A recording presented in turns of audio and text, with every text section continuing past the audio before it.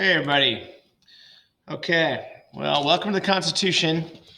Let's talk just kind of some basic structure, principles, basic ideas, because you're going to be reading and really kind of digging into the actual full-blown Constitution. So this is kind of an overview of the Constitution.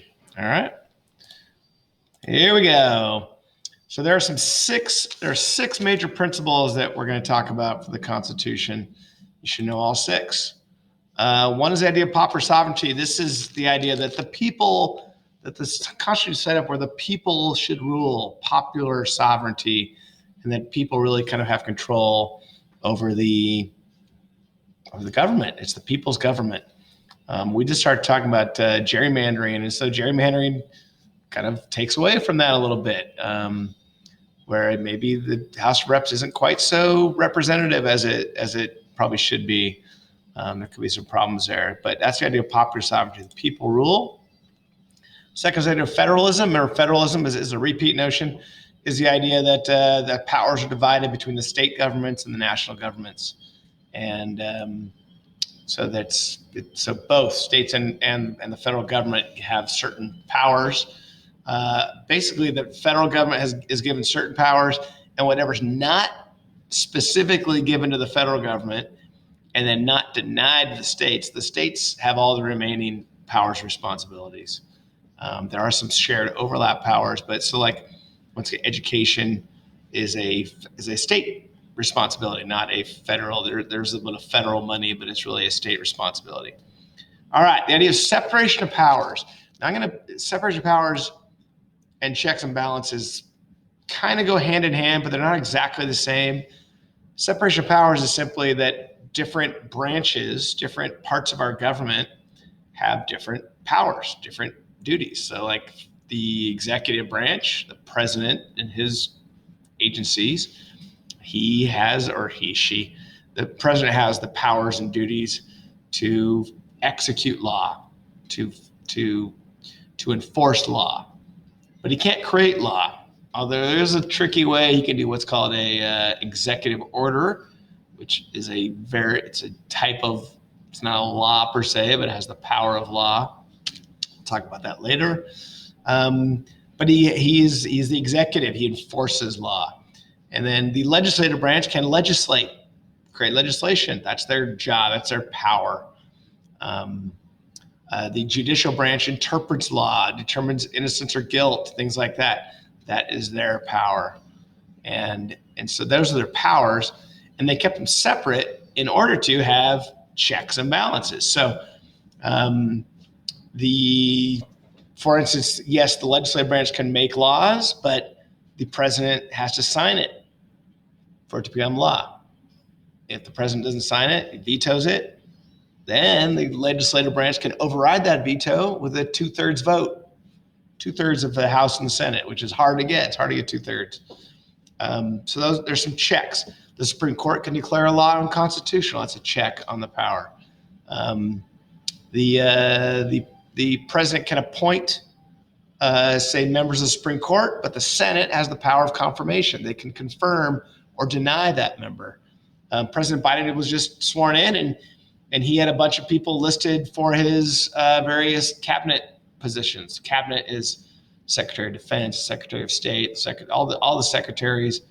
Which, remember, they are not the typists. They are not the secretaries taking phone calls and typing memos. They are in charge of that department. They are the highest ranking person in that department. So President Biden appointed a bunch of them, but the Senate had to go through the process of confirming them. And matter of fact, there was one that the Senate wasn't going to confirm. And so that person had to be pulled. So Biden put a person out there. It was a woman for the Office of Management and Budget, I believe, and there were some Democrats that didn't like her, and so the Republicans didn't like her. A couple of Democrats didn't, and she wasn't going to get passed, and so she had to be pulled. So that was an example of a check on the presidential power there. The power of judicial review is the power for the judiciary, for the court system, Supreme Court, and the other courts to review whether laws are constitutional or not. And so certain laws have been overturned by the courts. So the courts can go, oh, you have to allow same-sex marriage. Courts can say, oh, you can't lock a person up if they haven't been issued, read their Miranda rights. So the courts can rule on these things. And then lastly is the idea of limited government. And the idea that government is not all powerful and there are limits on the power of government. And many of those limits are put in place by the Bill of Rights and by amendments to the Constitution, by the 14th Amendment. So that is your principles of government. Okay, so know all six. So all those are embedded within the document of the Constitution itself. This is another type. I'm going to kind of fly through. This is another slide. It goes through all those things. If you wanted further notes, you could check out those four. Here, judicial review. Once again, the case of, by the way, Marbury versus Madison is the famous case where the court basically took that power of judicial review. In fact, nowhere in the Constitution does it really say that the court has the power of judicial review, where they can review laws. It's pretty brief on the courts itself. But the case of Marbury versus Madison was early, like 1801. We'd only been a country for a few years, and the court decided, oh, we can't issue this because the Constitution didn't. We can't give Marbury his position because the Constitution doesn't say we can, and so it gave this idea that it's based on the Constitution. It's a famous case, so you should know it. It establishes the power of judicial review. Okay, this is another one that is it's not on that other list, but it is the idea that we do have rule of law. We've talked about it before, but that law is supposed to be what matters and not people, and everyone's supposed to be subject to the law. We obviously know that not everybody is always. When you're president, actually, they can't really go after you unless you outright killed somebody right in front. Like there's limits on going after the president directly. And once the president maybe has been impeached and removed, or they're out of office or they lost, then they can go after presidents. But presidents actually have a little bit of immunity, which I've honestly just kind of figured out over the last couple of years. It hasn't really been an issue before. So there's that. Okay. All right, let's get to the Constitution itself. So you're going to actually do some worksheets where you're going to go through the whole Constitution. So you're going to go way more in depth in that. This is a very broad, just quick overview of how it's laid out. So it's laid out with the preamble, which is a statement of purpose. And you might know it as a song. We the people in order to form a more perfect union. And it keeps on going. We may show that in class.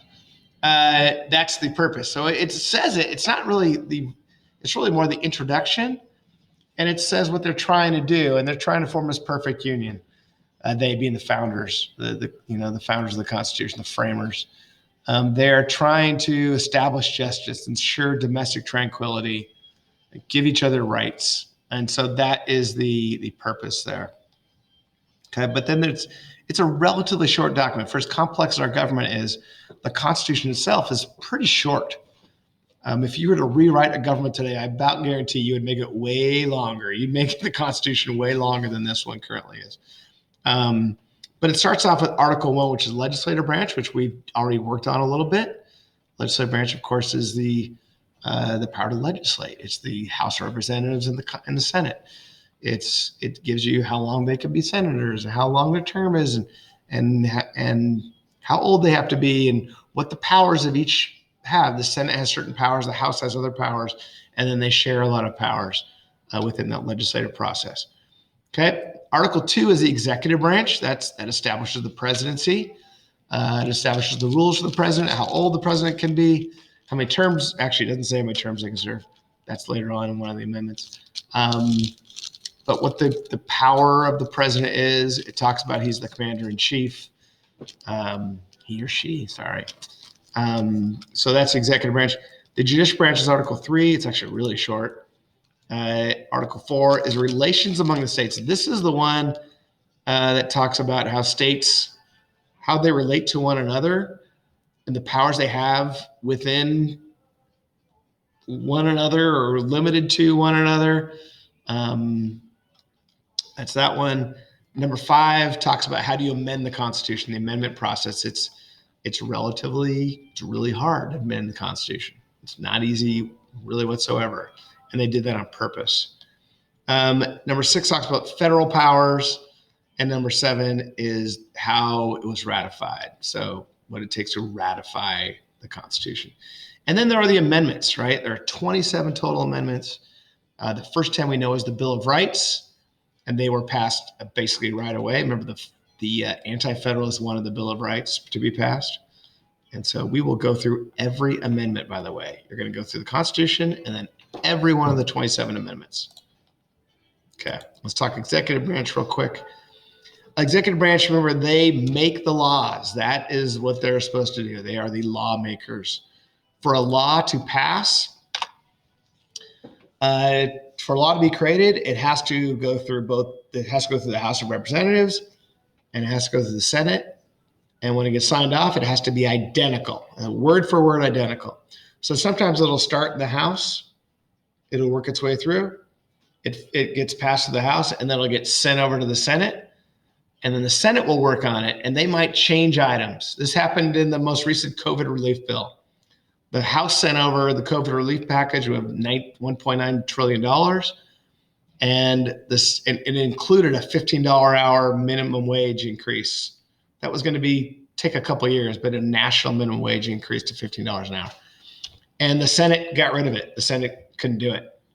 And so then they had to kick their version back to the House, and the House had to pass that version, which didn't have the minimum wage on it. So there was some questions there. Okay. Yeah, so they make the laws. The House and the Senate together make the laws, and if they don't somehow get along, law doesn't happen. So they have to coordinate together a lot. There's that. Where do they get their power from? Well, there are certain what are called expressed powers in the Constitution when it comes to the legislative branch. So in other words, the Constitution expressly states that, like, Congress has the power to declare war. The president can't do it. Congress has to do it. That expressly states Congress can establish a post office. There are certain items that are expressly stated that Congress can do. Okay, and those are also known as the enumerated powers. So it's in Article 1, Section 8. There are 18 powers, 18 clauses of Article 1, Section 8, and they are all specific powered. Enumerated means numbered. Part of your Constitution outline that you're going to do is going to include looking at the enumerated powers and figuring out which ones you think are most. They're all important, but which ones are most important. And then the 18th of those is also called the elastic clause, or the necessary and proper clause. This basically says Congress has the ability to make any laws necessary and proper to carry out the duties of the other sections. So it really gives them a wide range of responsibility or ability, to create law and legislation. Congress can, it's pretty wide ranging, and so that's why they can make all kinds of laws. A lot of it is that clause in the Constitution right there. At the beginning, of course, there was very few laws or bills that were created. The very first Congress only had 31 bills. A bill is a proposed law. So it's not law yet. It's a bill hoping to become a law, if you want to look at it that way. There's only 31. Today there's over 100,000 per Congress. And per Congress is the 2 years of the House of Reps. Because every 2 years the House of Reps is up for election, every single representative. And so they name that by Congress. We're on the 119th, 18th Congress. So you can double that by number of years. That's how many years it's been. Okay. A little more on the legislative branch. As we know, it's a bicameral, which means two-chamber. We know that there's a Senate with 2 senators each. We know there's a House of Reps, which is based on population. You should know there's 435 members. We've talked about that before. You should know they serve for 2 years, and the Senate serves for 6. There you go. Serves for 6. That should be fairly basic knowledge at this point. We've gone over it before. That was on our last quiz. And these are their powers. Once again, they can make laws, they can tax. By the way, the power to tax has to start in the House. The ability to tax. They can declare war. They can override vetoes if there's a veto. They can borrow money. Congress has, it says in the Constitution, Congress can borrow money. And Congress has the power to regulate trade. So any kind of trade deals, trade agreements, the president can set things up, but also Congress might have to approve it. Okay, and they can print money. It says so in the Constitution. Remember the beginning, the 13 states, they all had their own money. So there was no $1 for the United States. There was a Massachusetts dollar, New York dollar, and things like that. All right, the executive branch, of course, that's the presidency, right? Designed for the executive branch is to enforce the law, to carry out the law. So Congress writes the law, executive branch carries it out, enforces it. Pretty broad powers, vague. It's a little less specific with the presidency. Really, they didn't intend for the presidency to be a super powerful position at the beginning because there wasn't really this quest to have a king. That was the worry. And if you recall, the Articles of Confederation had no president. They didn't want a president. So it was a little vague. The presidents have become more and more powerful, over time. And there you go. Article 2, sections 2 and 3 show his power. You're going to go over those. And there's millions of people, right? He's in charge of he's the chief executive. He's in charge of the executive branch of the government. There are millions of employees of the executive branch, anywhere from people in the military, Army, the Navy, Air Force, Marines, to the FBI, to the CIA, to the Internal Revenue Service, to the Food and Drug Administration, to the parks, national parks, to people, working in Washington itself, there's all sorts of executive branch agencies. And so tons, it's the largest employer in the nation is the executive branch. There's more people who work for the executive branch than any other single employer. Okay, other things the executive branch has in it, just as a quickie. The president and vice president, 4-year terms, right? So House is 2, president's 4, Senate is 6. That was all set up on purpose. Presidents have to be at least 35 years old. They've got to be a resident for 14 years, and they must be a natural born citizen. They got to be born here. Can't be born somewhere else. And they're elected not by the people. Remember, they're elected by the Electoral College, not by us. Now, we elect our electors. So if you vote in California, you're voting for the California electors. And those electors elect the president. And for the most part, it's what's called a winner-take-all system. If you win the state, you get all of the electors. Right? So California's 55 electors, the most of any state by far. And whoever wins California, since like 1988, it's been a Democrat. So Joe Biden won California, and he got all 55 electors. There was no partial. Okay, it's electoral college. But that's not in the Constitution, by the way, what I just described. That's what's evolved. Originally in the Constitution, the electors are supposed to be chosen by the state legislatures. So the people themselves didn't even vote on the president. It was just the members of the state.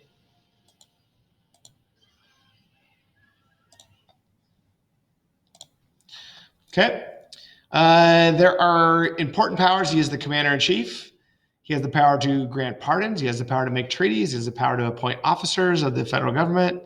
And he is supposed to ensure laws are executed, which means carried out and enforced. Okay. Pardons came up with basically every president, when their term ends, towards the end of their term, they will pardon people. And so President Trump made a bunch of pardons. His was a little more controversial because a lot of his pardons were to people that were accused, that were in his inner circle, that were past employees of his, that were past employees of the federal government, people who had point of power, his past, attorneys and advisors that have been caught up in various scandals. And so they were pardoned. And some people thought, Should the president be pardoning his own people as like a political favor? Or is it meant for like drug dealers who are now, doing good things in prison and, I don't know, something like that. Okay, the judicial branch. Judicial branch is designed to interpret the law, to see that a law legal, is a law constitutional, has a law been violated, is there a crime that's been committed? And it's a really vague though. It's a very short in Article 3, and so we'll read that later. But it's pretty brief of what the powers are. It basically, by the way, the Constitution only sets up the Supreme Court. It says there's going to be a Supreme Court. It says how long a judge can serve, which is for life. And that's it. And it says Congress has the power to set up other courts. So we have a lot of other federal courts that Congress at some point set up. I'm blanking on the name, sorry. But there's other district courts, federal district courts, and there's appeals courts, and there's other courts. Okay, we do have two court systems. It doesn't say so in the Constitution, so it's a little out of place. But there's the federal courts and there's the state courts. The state of California has their own court system. When you go to the county court in San Luis Obispo, that's a county court office, which falls within our state court system. Most of the time when people go to court, you're going to go to the state court because you violated a state law, not a federal law. Federal law would be, like tax fraud, or kidnapping is a federal law. Anything that crosses state borders would fall under federal jurisdiction. But most of the crimes and things that happen are within the state court system. And although the judicial branch appears to be kind of the weakest because there's no official, really hardcore powers that it's given, it's turned out to be really powerful because the court cases that they decide, the Supreme Court case in particular, can just upend society. They can take and change everything, and there's not a lot that Congress can do about it. So, if, like, for example, the more recent, the more controversial is same-sex marriage, which was, many states had laws in the books that said marriage must be between a man and a woman. You can't have same-sex marriage. They were on the books. People couldn't do it. And so certain states started having laws that allowed it, right? And finally, there were some cases that came up against states that didn't allow it. It went to the Supreme Court, and the Supreme Court ruled that, same-sex marriage, you are denying them their 14th Amendment rights. 14th Amendment says right to due process, the right to equal protection of the law. And so the court ruled that, same-sex marriage must be allowed, because with that, when you don't allow it, you are denying them their equal protection. And so those states had no recourse. Those states couldn't do anything. The only way to change that today would be to have a constitutional amendment that somehow says marriage is only between a man and a woman. And you have to amend the actual Constitution. And then that would overturn the court case. The court case is Obergefell versus Hodges, if you're interested in the name of the case. But it's really hard to do. It's really hard to amend the Constitution. Okay. Supreme Court, as we said, they are on for life. They serve for life. Matter of fact, all federal judges serve for life, which just means they don't serve until the day they die. They can, or they serve until they want to not serve anymore. They retire. Unless they get impeached. They can get impeached, but they can't be fired. Well, impeachment, I guess, is firing. But there's no terms. It's not a 20-year term or a 10-year term. I personally believe it should be. If it was me, I would say we should have an 18. This is my proposal. Ready? Here's my quick proposal. Let me just make a question on a quiz so I know you paid attention to my proposal. My proposal is, write it down, that every judge should have an 18-year term. 18 years. Pretty long time. And there are 9 judges, and they would be staggered. So 9 judges, every 2 years, a new judge would be put into office, and the judge was there would have to go. I would limit it to 1 term, only 1 term. And you would have, so every president would get to put in 2 judges. They get to nominate 2 judges because that's how they get there. They get nominated by the president. And so you would have this ongoing, every president would get their say. The people that vote, for the president, that means their guy would put in 2 judges during that 4 years. If he gets elected twice, he could put in 8 judges. And yet you would have this relatively consistent court where it's pretty much the same people. Every 2 years, one new person comes in. 18 years is a long time. You probably wouldn't be a judge until after, say, the age of 50. That puts you to the age of 68.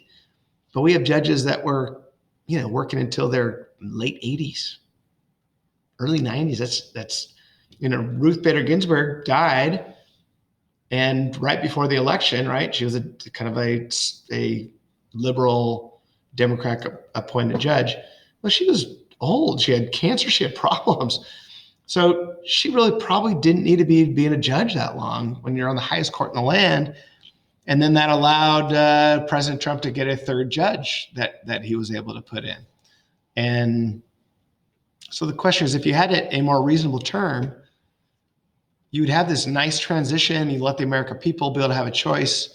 The reason why they did for life is they wanted judges to be impartial. They didn't want judges to have to run for election, have to raise money, have to be beholden to anybody. They wanted judges to be able to rule on the law, rule on the Constitution, and not be influenced by, the politics that politicians are influenced by. They're always trying to get more money. They're always trying to get reelected. They're always trying to, kiss up to the majority.